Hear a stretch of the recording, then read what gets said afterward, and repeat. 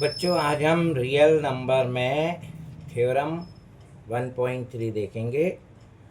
तो इसमें क्या है, प्रूफ करना है √2 इज इर्रेशनल। तो इस प्रूफ के लिए हम कंट्राडिक्टरी मेथड पे सॉल्व करेंगे और इसके लिए हमें सपोज करना पड़ेगा लेट अस अज्यूम कौन सी मेथड पे, टू कॉन्ट्रैरी मेथड। तो इसमें हम ये सपोज करेंगे that √2 is rational. √2 is a rational, मतलब √2 एक रैशनल नंबर है। अब इसके लिए हम क्या सपोज करते हैं, हमने माना, हमने एक चीज़ ले ली इसके लिए दैट √2 इज अ रैशनल। अगर ये रैशनल है तो हम फिर सपोज करते हैं so we can find integer R and S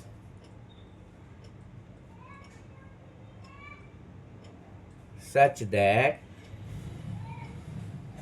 √2 is equal to R upon S, where S is not equal to 0।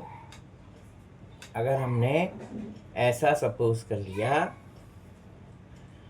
कि इंटीजर्स जो हैं R और S ऐसे लिए कि √2 is equal to R upon S, क्योंकि ये रैशनल है तो R अपॉन S के इक्वल होगा, जहाँ where S is not equal to 0। अब यहाँ ये सपोज करना पड़ेगा कि suppose R and S, R और S का एक कॉमन फैक्टर एक के अलावा होना चाहिए। ये हमने सपोज किया, suppose R and S have a common factor.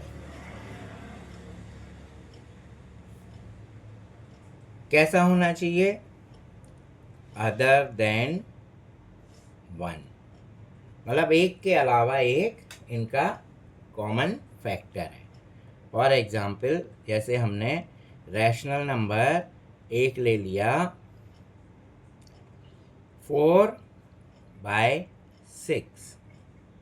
अब एक के अलावा इनका अगर कॉमन फैक्टर है तो हम इसको कैंसिल कर देते हैं, 2 2 जा 4, 2 3 जा 6, तो ये आया 2/3। लेकिन ये जो आपको 2/3 रैशनल नंबर मिला है, अब इसमें कॉमन फैक्टर नहीं है एक के अलावा। तब हम ये जो स्क्वायर रूट ऑफ R/S है इसको उस कॉमन फैक्टर से डिवाइड कर देते हैं।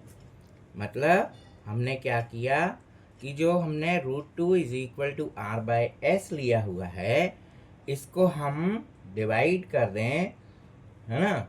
तो then we divide by the common factor. तो कॉमन फैक्टर से अगर हम डिवाइड कर दें तो हमें क्या मिलेगा, we get √2 is equal to A upon B। जैसे हमने यहाँ करके देखा कि 4 और 6 में कॉमन फैक्टर 2 है, तो इस 2 से अगर इसको डिवाइड कर दिया तो हमको दूसरा रैशनल नंबर मिला एक 2/3, वैसे ही A/B मिला।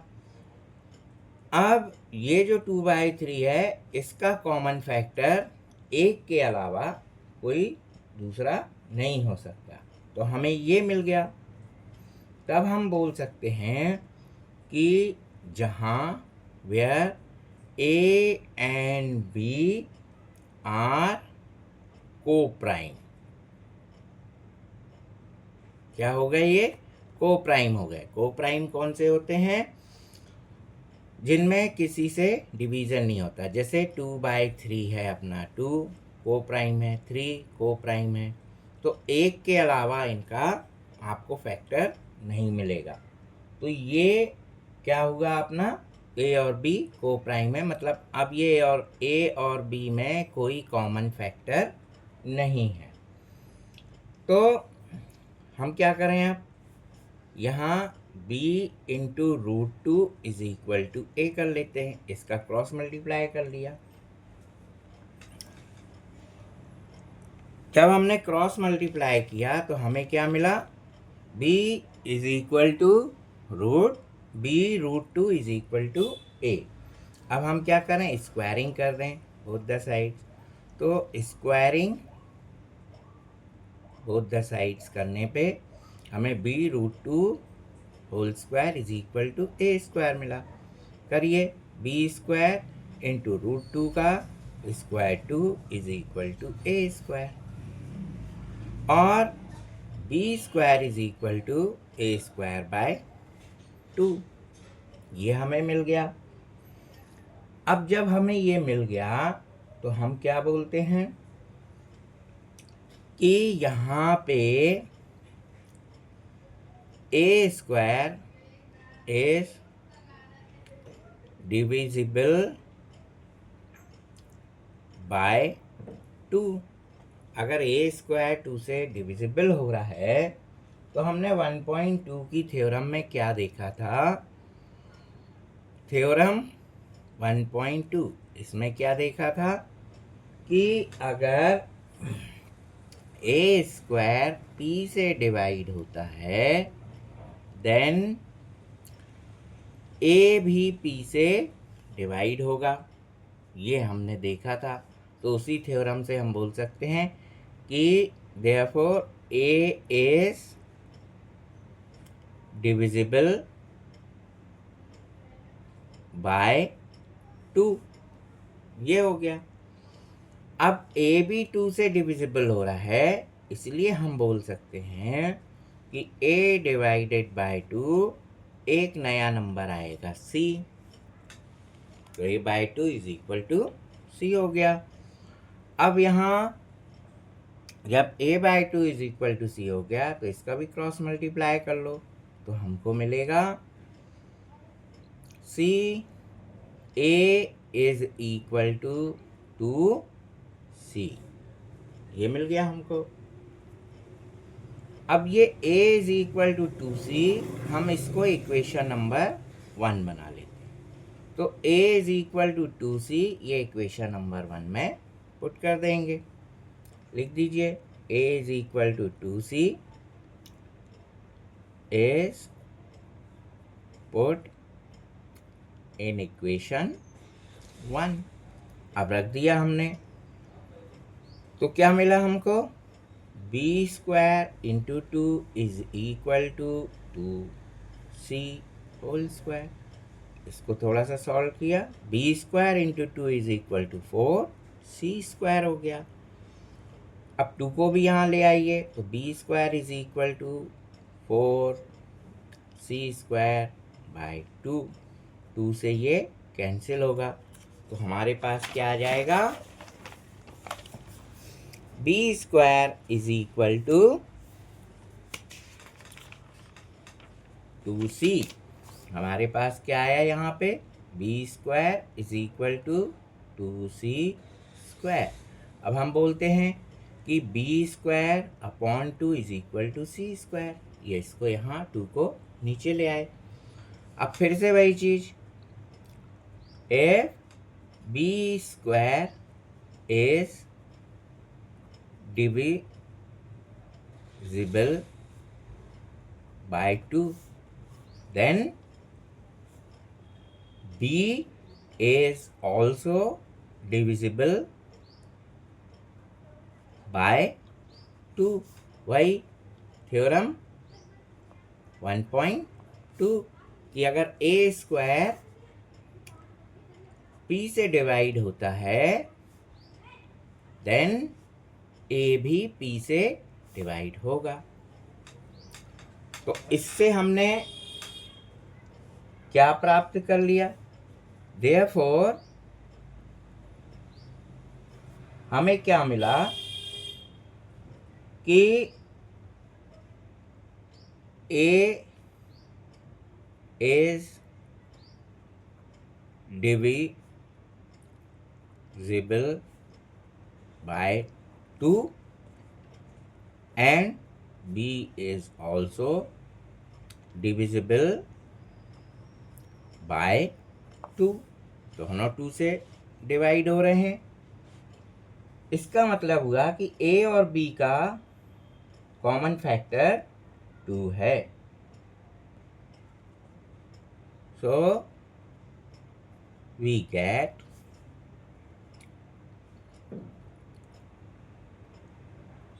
common factor of A and B is 2। ये आ गया अपना। अब यही चीज तो कंट्राडिक्ट होता है। हमने क्या देखा था पीछे कि A और B का कोई भी कॉमन फैक्टर नहीं है, लेकिन हमें यहाँ A और B का कॉमन फैक्टर 2 मिल रहा है। तो इसको हम क्या बोलते हैं? बट दिस कंट्राडिक्ट, ये तो कंट्राडिक्शन हो रहा है। क्या फैक्ट था हमारा?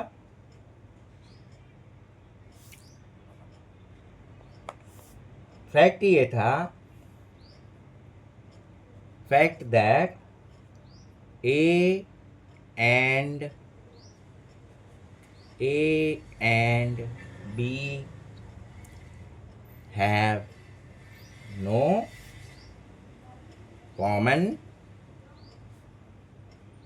factor किसके? Other than 1।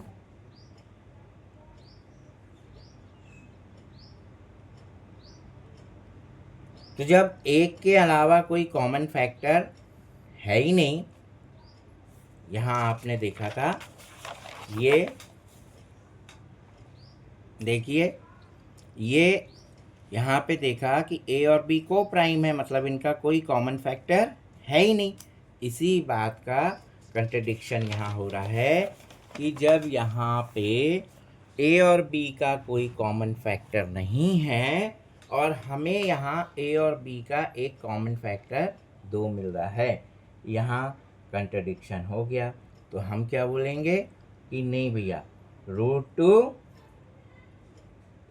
जो है वो रैशनल नंबर नहीं है ना। देयरफॉर वी से √2 is not a rational number, it is a irrational number। तो ये हमारा √2 हमने प्रूफ किया कि ये इर्रेशनल नंबर है। तो बहुत ही सिंपल है, इसको प्रूफ करना थोड़ा सा लिखना पड़ेगा।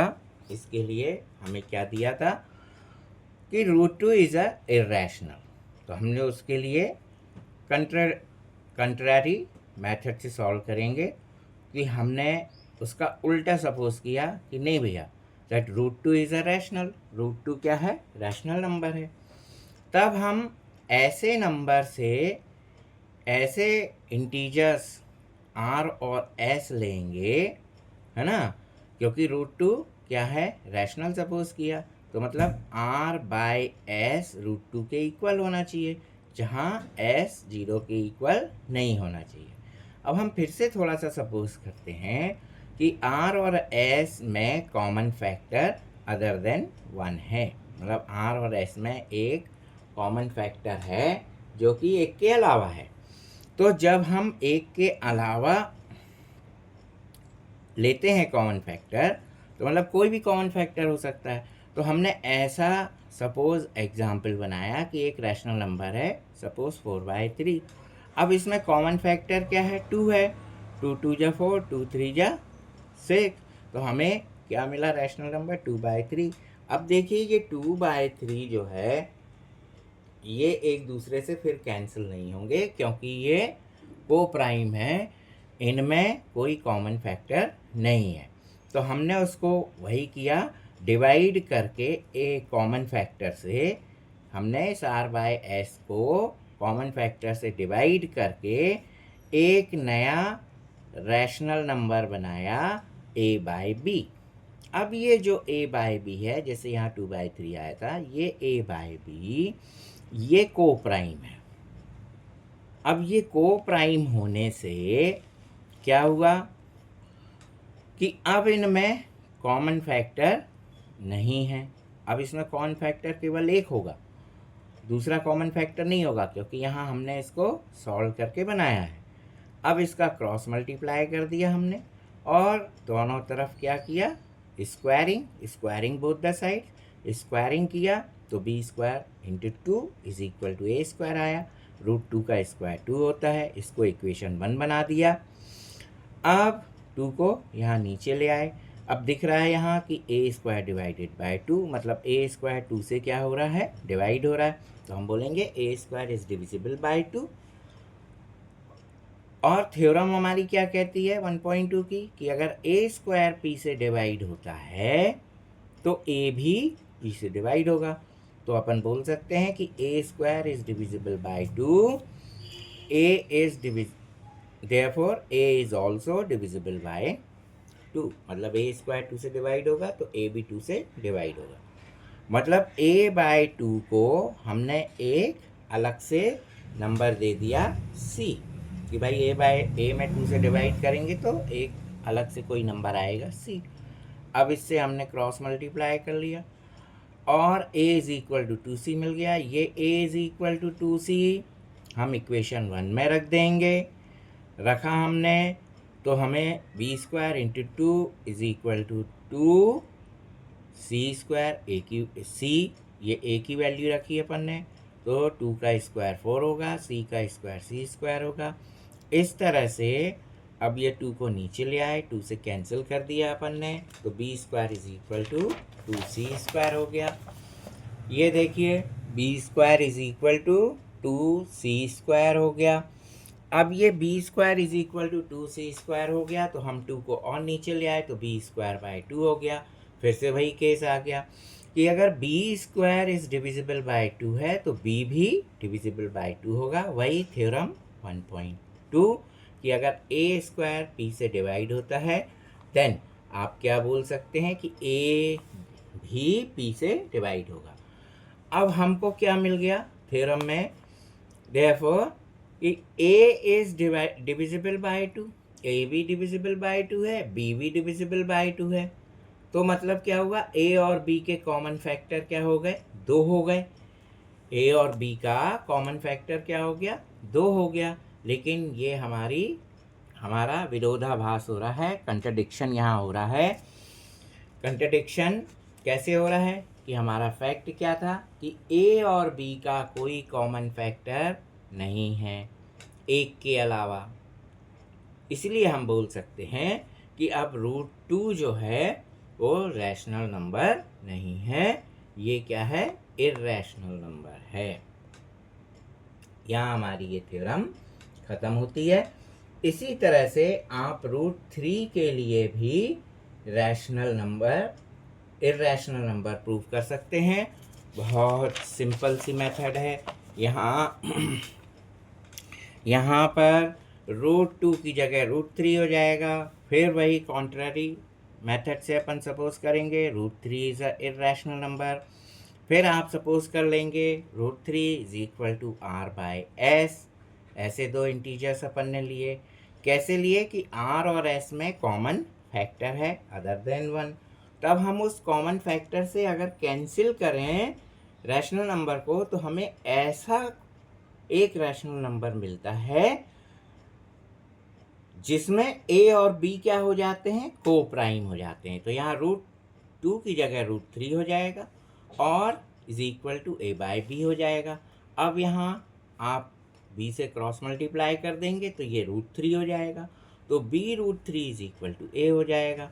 अब इसका जब स्क्वायरिंग करेंगे तो b square into 3 is equal to a square हो जाएगा और b square is equal to a square by 3 हो जाएगा। अब जब ए स्क्वायर बाई 3 हो गया तो अपन क्या बोलेंगे, ए स्क्वायर इज डिविजिबल बाय 2 की जगह 3 और ए इज डिविजिबल बाय 2। वही थ्योरम 1.2 कि भाई ए स्क्वायर अगर 3 से डिविजिबल है तो ए स्क्वायर ए भी 3 से डिविजिबल होगा। A square divisible by 3 then a is divisible by 3। ये थ्योरम 1.2 से जो आपने लास्ट टाइम देखी थी उससे ये आ जाएगा। तो मतलब a by 3 is equal to c है, तो इसको यहाँ भेज देंगे तो a is equal to 3c हो जाएगा। अब ये a is equal to 3c हुआ तो ये इक्वेशन 1 में सब्स्टिट्यूट करेंगे तो यहाँ 3c आ जाएगा और 3 का स्क्वायर यहाँ 9 आ जाएगा 4 की जगह और ये c स्क्वायर और ये 2 की जगह 3 है तो 3 से ये 9 कैंसिल हो जाएगा तो वापस क्या बचेगा अपना 3 बचेगा, है ना। तो b square is equal to 3c square हो जाएगा। अब 3 को यहाँ ले आएंगे तो b स्क्वायर बाय 3 हो जाएगा। मतलब अगर b square is divisible by 3 है तो b भी डिविजिबल बाय 3 होगा। ये वही थ्योरम 1.2 हो जाएगा कि भाई ए स्क्वायर पी से डिविजिबल है तो ए भी पी से डिविजिबल होगा। तो हमें क्या रिजल्ट मिल गया कि a भी 3 से डिविजिबल हो रहा है और b भी 3 से डिविजिबल हो रहा है। मतलब दोनों के कॉमन फैक्टर क्या हो गए, a और b के 3 हो गए। बस 2 की जगह 3 करते जाना है। लेकिन क्या हमारा कंट्रडिक्शन हो गया यहाँ पे कि हमने तो देखा था कि a और b को प्राइम है, ये इनका कॉमन फैक्टर एक के अलावा होना नहीं चाहिए, पर यहाँ तो कॉमन फैक्टर 3 आ रहा है। इसलिए हम कह सकते हैं कि √3 is not a rational number, मतलब it is a irrational number. तो ये इस तरह से √3 को भी हम प्रूफ कर सकते हैं। नेक्स्ट वीडियो में हम देखेंगे कि एक्सरसाइज 1.2 में √5 इज अ इर्रेशनल और 1/√2 is irrational, 3 + 2 √5 irrational, 7 √5 irrational। ये क्वेश्चंस हम करके देखेंगे। पहले आप इसको समझिए और अगर कोई डिफ़िकल्टी आती है तो आप कमेंट्स में हमें बताइए और चैनल को सब्सक्राइब करिए, देखिए इसको। बहुत बहुत धन्यवाद, थैंक यू।